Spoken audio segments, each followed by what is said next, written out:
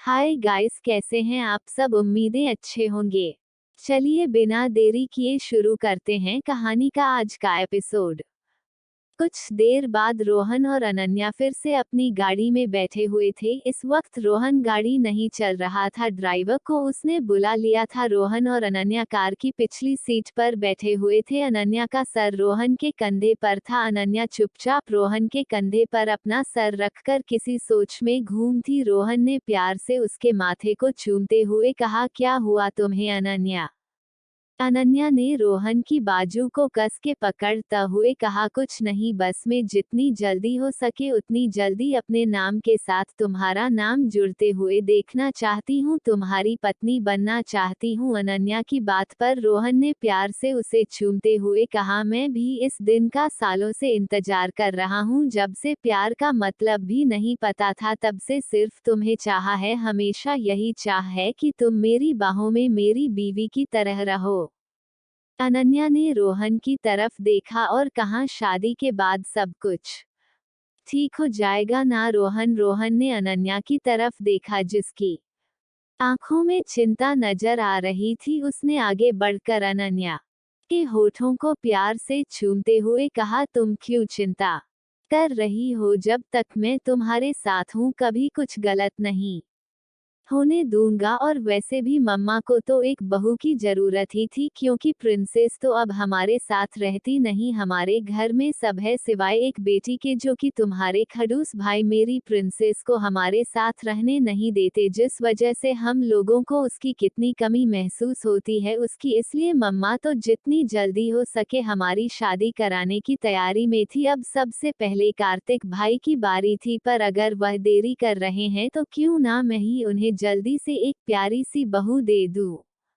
अनन्या ने रोहन की तरफ मुस्कुराकर देखा। बदले में रोहन ने उसे सीने से लगाते हुए कहा, हम सीधा यहाँ से कपूर मेंशन जा रहे हैं। हम पहले वहाँ पर दादाजी माँ पापा को बताएंगे, अगर उन्हें कोई प्रॉब्लम नहीं हुई तभी हम सब कुछ कंटिन्यू कर सकते हैं। अब तुम्हारी फैमिली में तो कोई नहीं रहा। बड़ा अरमान भाई और आहिल भाई से तुम पूछना नहीं चाहती तो फिर डिसीजन से हमारी फैमिली पर डिपेंड करता है। अनन्या ने रोहन की तरफ देखकर आंसू भरी आंखों से कहा, मेरे साथ कोई नहीं होगा, ना माँ ना दादी ना ताई जी ना दादी। कितने सपने देखे थे उन लोगों ने मेरी शादी को लेकर। दादी तो हमेशा कहती थी जब मेरी विदाई होगी सबसे ज्यादा वही रोएगी, पर देखो ना, मेरी विदाई पर रोने के लिए कोई नहीं होगा, किसी को फर्क नहीं पड़ेगा मेरी विदाई से। तुम्हें पता है रोहन, मैं हमेशा यही सोचती थी कि मैं शादी ही नहीं करूंगी तुमसे मिलने से पहले, पर बाद में ऐसा लगता था कि एक लड़की की जिंदगी कैसी होती है, अपने पूरे परिवार को छोड़कर वह किसी और के लिए चली जाती है। पर मुझे कभी नहीं लगा था कि मेरी जिंदगी में ये दिन आएगा ही नहीं, क्योंकि मेरी फैमिली तो पहले ही मुझे छोड़कर जा चुकी है। अब तो मेरे लिए सिर्फ तुम ही मेरा सब कुछ हो, तो फिर उसे घर को छोड़ने में मुझे तो कोई प्रॉब्लम नहीं आएगी। मुझे नहीं लगता कि अपनी विदाई पर एक आंसू भी निकलेंगे मेरी आंखों से। अनन्या ने रोहन की बाजू पर अपनी पकड़ मजबूत करते हुए कम। रोहन ने प्यार से उसे गले लगा कर कहा, अनन्या प्लीज अपनी तकलीफ को किसी के साथ शेयर करो। अगर मेरे साथ नहीं करना चाहती तो इसके साथ कर सकती हूँ, उसके साथ करो। मैं तुम्हें इस तरह से घुट घुट कर जीते हुए नहीं देख सकता। अनन्या ने रोहन की तरफ देखा कर कुछ कहना ही चाहा कि तभी गाड़ी आकर रुकी। दोनों ने देखा तो इस वक्त वो कपूर मेंशन के बाहर पहुंच गए थे। अनन्या ने रोहन की तरफ देखा और जल्दी से गाड़ी से बाहर निकल गई। रोहन ने गहरी सांस ली और वह खुद भी बाहर निकल गया। कुछ देर बाद दोनों लिविंग रूम में एक दूसरे का हाथ पकड़ कर आ गए। आज संडे था जिस वजह से कोई ऑफिस नहीं गया था, ऊपर से आज सभी लोगों का श्राद्ध कराया गया था, इसलिए भी सभी लोग घर पर ही थे। जैसे ही रोहन और अनन्या अंदर आए उन्हें सोफे पर आयशा जी, अर्जुन जी, जनार्दन जी और विशाखा जी बैठे दिखाई दिए। अनन्या और रोहन को देखकर जनार्दन जी ने कहा, तुम दोनों कहाँ गए थे? पूजा में भी नहीं थे? रोहन जल्दी से आगे आया। उसने जनार्दन जी की तरफ देखते हुए कहा, दादाजी बहुत इम्पोर्टेंट सर्जरी थी, मैं नहीं छोड़ सकता था वरना पेशेंट की जान मुश्किल में पड़ जाती, और अन्य की भी काफी इम्पोर्टेंट सर्जरी थी जिस वजह से हम नहीं आ पाए। दादाजी ने कुछ नहीं कहा, फिर उन्होंने मुस्कुराते हुए अन्य की तरफ देखते हुए कहा, अन्य बेटा आए, इधर बैठिए हमारे पास।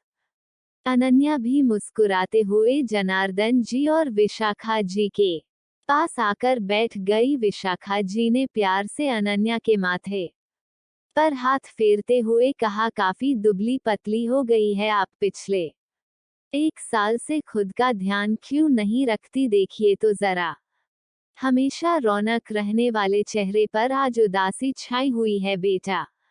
हम मानते हैं जो कुछ भी पिछले 1 साल में हुआ उसका असर सभी लोगों की जिंदगी पर पड़ा है, पर अब हम लोग जीना तो नहीं छोड़ सकते ना। आपके चेहरे पर हम पहले की तरह रौनक देखना चाहते हैं, हमेशा हंसती खेलती मुस्कुराती रहने वाली।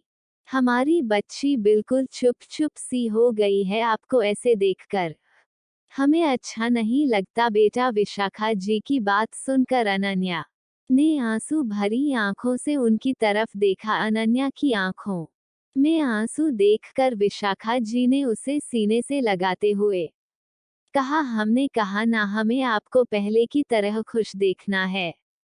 आप तो फिर से रोने लगी। अनन्या ने उनके गले रखते हुए कहा, दादी माँ मैं क्या करूँ, सब लोग छोड़कर चले गए, हम तो अनाथ ही हो गए। अनन्या की बात सुनकर दादी माँ ने उसे गुस्से से देखते हुए कहा, तुम बेवकूफ लड़की, तुम कैसे हो गई? हम हैं तुम्हारे दोनों बड़े भाई हैं, तुम्हारे छोटे भाई बहन हैं, और तुम खुद को अनाथ कह रही हो? अरमान और आहिल का जिक्र आते ही अनन्या की आंखों में गुस्सा दिखाई देने लगा। उसने कुछ नहीं कहा। तभी विशाखा जी ने रोहन की तरफ देखते हुए कहा, वैसे तुम दोनों गए कहाँ थे? क्योंकि सर्जरी तो काफी देर पहले ही खत्म हो गई होगी, और वक्त तुम्हारे हाथ में इतने सारे शॉपिंग बॉक्स क्यों है?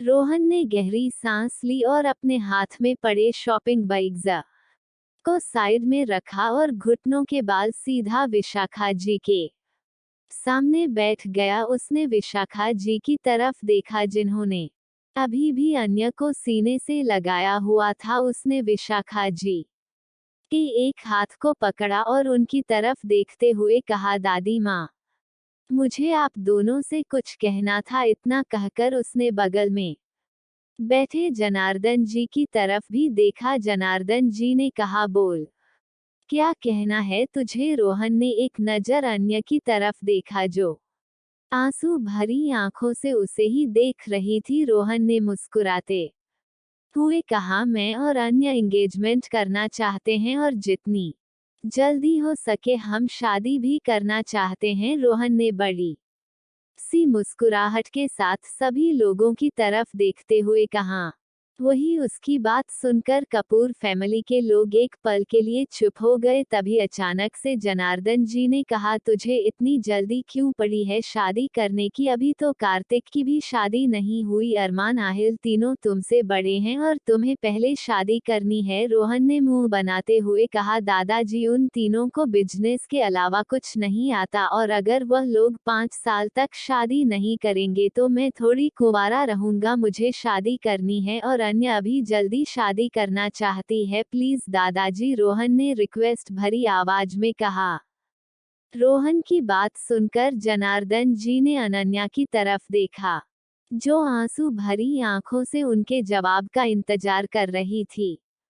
दादाजी ने कहा, तुम लोगों ने इस बारे में अरमान और आहिल से पूछा? क्योंकि आप अनन्या की जिंदगी को लेकर कोई भी फैसला वह दोनों ही लेंगे, आखिर अनन्या के बड़े भाई हैं। वो दोनों। अनन्या ने जल्दी से कहा, दादाजी प्लीज मुझे सिर्फ आपकी मंजूरी चाहिए, मुझे किसी और से कोई फर्क नहीं पड़ता। अनन्या ने काफी शांति से कहा, वह ये नहीं बताना चाहती थी कि उसे अरमान और आहिल से कोई मतलब नहीं है। वही उसकी बात सुनकर रोहन को लगा कि जैसे जनार्दन जी को जरूर कुछ अंदाजा हो गया होगा कि अनन्या अभी भी अरमान और आहिल से नाराज है। पिछले 1 साल से सभी लोग देख रहे थे अन्य का बिहेवियर दोनों की तरफ काफी ज्यादा रूड और खराब हो गया था। काफी लोगों ने उसे समझाने की कोशिश की पर अन्य पर कोई फर्क नहीं पड़ा। जनार्दन जी ने अनन्या की तरफ देखा और गहरी सांस लेते हुए कहा, ठीक है, अगर तुम दोनों शादी करना ही चाहते हो तो मैं भी तैयार हूँ। वैसे भी तुम्हारा वो खड़ूस भाई तो मेरी प्रिंसेस को लेकर चला गया। अब हमारे घर में भी एक बेटी की कमी खल रही है। तुम्हारे आने के बाद शायद वह पूरी हो जाए। जनार्दन जी की हाथ सुनकर अनन्या के चेहरे पर बड़ी सी मुस्कुराहट आ गई। तभी जनार्दन जी ने रोहन की तरफ देखते हुए, काम तो शॉपिंग तुम लोग एंगेजमेंट के लिए करने के लिए गए थे, मतलब तुमने सब कुछ पहले डिसाइड कर लिया, बस फॉर्मेलिटी के लिए अभी पूछ रहे हो, है न? उनकी बात सुनकर रोहन ने अपनी नजर चुराते हुए कहा, दादाजी। वह जनार्दन जी ने हंसते हुए कहा, कोई बात नहीं, कोई बात नहीं। वैसे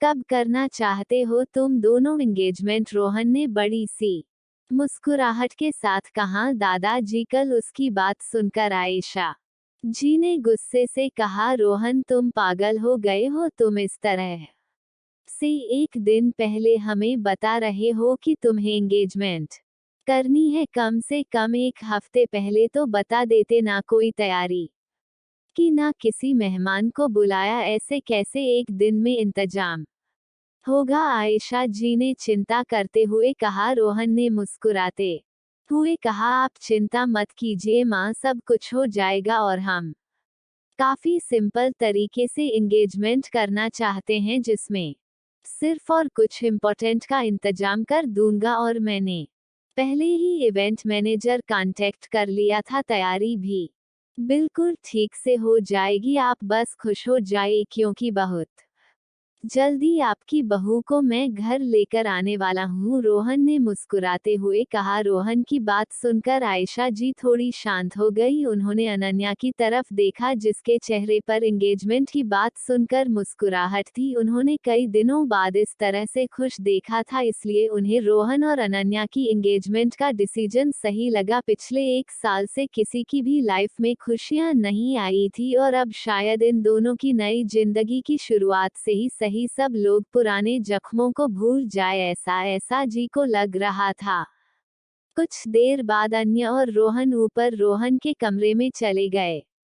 अन्या आज यहीं रुकने वाली थी। अन्या ने अपने भाई बहनों को भी नहीं बताया था कि वो एंगेजमेंट करने वाली है। उसने ये सारा जनार्दन जी और कपूर फैमिली के लोगों पर छोड़ दिया था कि वह लोग सबको बताएंगे। सभी लोगों को अन्या की ये बात कही अटपटी लगी, क्योंकि अन्य अपने परिवार वालों को खुद से नहीं बताना चाहती थी, पर वह लोग अन्य के चेहरे की मुस्कुराहट नहीं जीना चाहते थे, इसलिए उन्होंने कुछ नहीं कहा। वही कमरे में आने के बाद रोहन ने अन्य को दीवार से लगाते हुए कहा, तो मैसेज कपूर बनने के लिए रेडी है मिस अनन्या राठौड़? अन्य ने बड़ी सी मुस्कुराहट के साथ रोहन की तरफ देखा। रोहन ने उसे दीवार से लगाते हुए कहा, तुम सोच नहीं सकती मुझे कितनी खुशी हो रही है, ये सोच कर ही कि कल हम ऑफिशियली दुनिया की नजरों में एंगेज्ड हो जाएंगे।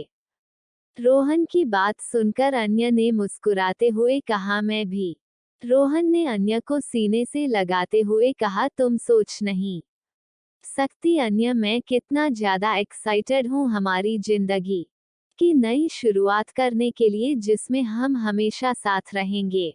अन्य ने रोहन की तरफ प्यार भरी आंखों से देखा। रोहन ने अन्य की आंखों में देखते हुए कहा, अगर तुम्हें फ्यूचर में कभी पता चला कि मैं कोई बहुत बड़ी गलती की है जो माफी के लायक ना हो, तो क्या तुम मुझे कभी माफ कर पाओगी? यह सब पूछते हुए रोहन की आंखों में एक अलग से घबराहट नजर आ रही थी। अन्य ने उसकी तरफ देखकर डिटर्मिनेशन के साथ कहा, मुझे यकीन है कि तुम्हारी गलती इतनी भी बड़ी नहीं होगी कि मैं तुम्हें माफ ना कर सकूं। अनन्या का जवाब सुनकर रोहन ने मुस्कुराते हुए कहा, सच में ना? अन्य ने अपना सर हिलाया।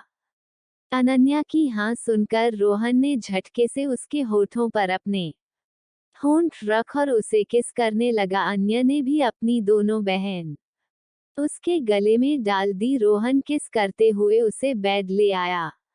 अनन्या भी उसका पूरा साथ दे रही थी। कुछ ही देर बाद दोनों बेड पर एक दूसरे को पैशनेटली किस कर रहे थे। रोहन कहाँ एक हाथ अन्य की पूरी बॉडी पर चल रहा था। अन्य भी पूरी तरह से मदहोश हो चुकी थी। रोहन ने मदहोशी भरी आंखों से अन्य की तरफ देखा और इसकी इजाजत ली। अनन्या ने मुस्कुराते हुए उसकी तरफ देखा। रोहन ने झटके से उसके कपड़े को निकाल कर उसकी बॉडी से अलग कर दिया और खुद के भी कपड़े निकाल कर उसे और खुद को एक ब्लैंकेट से कवर करके उसके साथ प्यार से इंटीमेट होने लगा। रोहन आज काफी ज्यादा पैशनेट और रूड था। अन्य को समझ नहीं आ रहा था कि हमेशा प्यार से राकेश आने वाला रोहन आज इतना ज्यादा वाइल्ड बिहेव क्यों कर रहा है, पर उसे इससे कोई परेशानी नहीं थी। पूरे कमरे में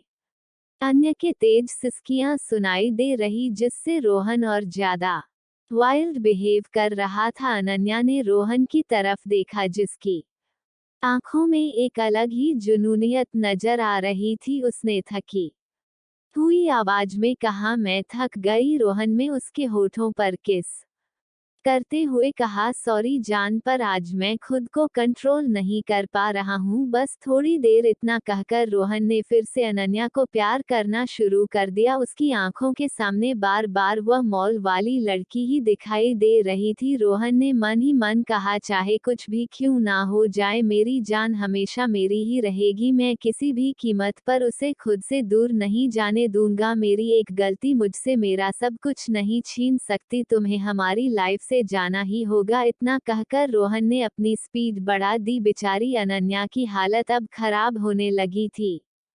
अन्य ने रोहन की तरफ देखा, जो अभी भी रुकने के मूड में नहीं था। उसने काफी धीमी आवाज में कहा, मैं बहुत थक गई हूँ। रोहन ने अन्य की तरफ देखा। उसका खूबसूरत सा चेहरा पसीने से तरबतर हो गया था। रोहन ने अन्य के माथे पर किस करते हुए कहा, ठीक है। रोहन उसके बगल में आकर लेट गया। वह भी लंबी लंबी सांस ले रहा था। अन्य भी खुद को कंट्रोल करने की कोशिश कर रही थी। रोहन के छोड़ते ही वह गहरी नींद में सो गई। वही रोहन की आंखों से नींद गायब थी। वह अजीब से कश्मकश में खोया हुआ था। उसने अपने बगल में लेटी अपनी खूबसूरत जान को देखा, जिसके बिना जीने के बारे में वह सोच भी नहीं सकता था। वो हमने उसके माथे से बालों को हटाते हुए उसके खूबसूरत चेहरे को देखा और कहा, चाहे कुछ भी क्यों ना हो जाए, मैं कभी तुम्हें खुद से दूर नहीं जाने दूंगा, क्योंकि तुम्हारे बिना जीने के बारे में सोच भी नहीं सकता। आज भी मैं खुद को उसे गलती के लिए माफ नहीं कर पाया हूं, पर फिर भी मैं तुम्हें उसके बारे में कभी पता नहीं चल दूंगा, वरना हमारी जिंदगी पूरी तरह से बदल जाएगी। अनन्या रोहन ने देखा, अन्य की पूरी बॉडी पर कई लव बाइट थे। अन्य की गोरी बॉडी पर वह बिट्स काफी ज्यादा बड़े दिखाई दे रहे थे। रोहन को खुद पर गुस्सा आ रहा था कि कैसे वह अपनी जान को इतनी तकलीफ पहुंचा सकता है। वह जल्दी से खड़ा हुआ। उसने अपने शॉर्ट पहने और एक ऑइंटमेंट लेकर अन्य की पूरी बॉडी पर अप्लाई करने लगा। अनन्या गहरी नींद में सो गई थी, जिस वजह से उसे एहसास नहीं हुआ था। राठौर मेंशन अरमान और आहिल इस वक्त स्टडी रूम में कुछ इम्पोर्टेंट डिस्कशन कर रहे थे। कार्तिक पर ही उन्हीं के साथ मौजूद था, तभी अरमान का फोन बजा। अरमान ने फोन पर फ्लैश हो रहे नंबर को देखा, जल्दी से फोन उठा लिया। दूसरी तरफ से जनार्दन जी ने इमोशनलेस आवाज में कहा, अरमान अनन्या और रोहन एंगेजमेंट करना चाहते हैं, वह भी कल। जनार्दन जी की बात सुनकर अरमान ने कुछ नहीं कहा, पर उसकी पकड़ फोन पर कस गई। वही अरमान का रिएक्शन देखकर आहिल ने उसे हिसार से कुछ पूछा, बदले में अरमान ने फोन को स्पीकर पर रख दिया। जनार्दन जी ने कहा, अरमान आखिर क्या हुआ था? 1 साल पहले जो अनन्या इतना बदल गई, फूल सी बच्ची, कभी खुश नहीं रहती, अब तुम दोनों का नाम आते ही उसके चेहरे पर नफरत दिखाई देने लगती है। एक बहन अपने भाई से बिना वजह नफरत नहीं कर सकती। क्या हुआ था अरमान 1 साल पहले? जनार्दन जी की बात शंकरा हिल ने अरमान की तरफ हैरानी भरी नजरों से देखा। अरमान की आंखें अभी भी इमोशनलेस थी। प्लीज चैनल को subscribe and like comment share जरूर करें।